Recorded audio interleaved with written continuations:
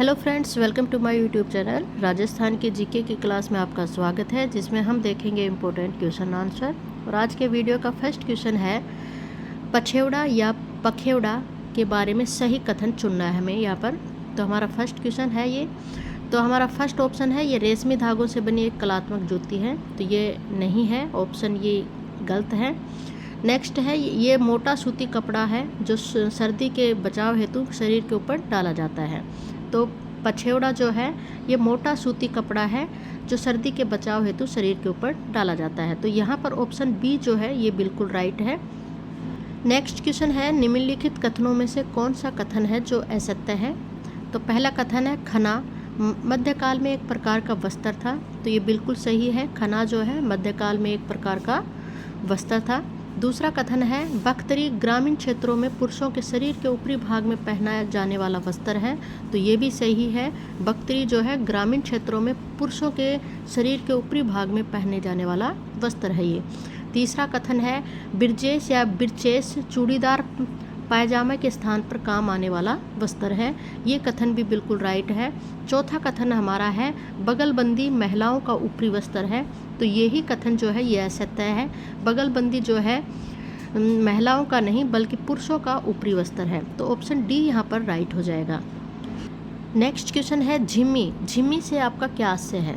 तो झिम्मी के से आप क्या समझते हैं, इसका क्या मतलब है। तो प्रथम कथन है पुत्र जन्म के पश्चात 14 दिन होने वाली रस्म को कहते हैं। तो ये बिल्कुल गलत है। दूसरा कथन है फेरे के समय मामा द्वारा दी गई लाल चुनरी ओढ़नी जो वधू द्वारा पहनी जाती है, जिसको हम वरी या पनवरी भी कहते हैं।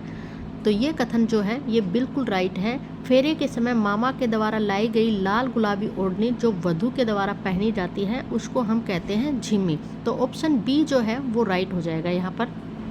नेक्स्ट क्वेश्चन है पोमचा के संदर्भ में निम्नलिखित कथनों पर विचार कीजिए। तो यहाँ पर कथन दिए गए हैं, तो कौन सा कथन सही है वो बताना है। पोमचा के विषय में है ये। तो फर्स्ट कथन है यह महिलाओं की एक विशेष प्रकार की ओढ़नी है जिसमें कमल की तरह गोल गोल अभिप्राय बने होते हैं। तो ये बिल्कुल सत्य कथन है। नेक्स्ट है बेटे के जन्म पर लाल पीला और बेटी के जन्म पर लाल गुलाबी पोमचा उड़ाया जाता है। ये भी कथन बिल्कुल राइट है। तीसरा कथन है पोमचा बच्चे के जन्म पर शिशु की नानी यानी मातृ पक्ष की ओर से लाया जाता है। तो ये कथन भी बिल्कुल राइट है, यानी मायके की ओर से आता है ये। तो यहाँ पर तीनों ही कथन राइट है। ऑप्शन सी यहाँ पर राइट हो जाएगा। नेक्स्ट क्वेश्चन है सही कुट का चयन करना है हमें। तो 4 ऑप्शन दिए हुए हैं, तो कौन सा कुट सही है वो देखना है हमें।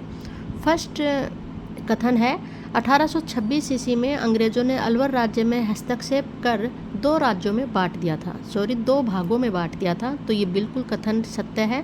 1826 में अंग्रेजों ने अलवर राज्य को 2 भागों में बांट दिया था।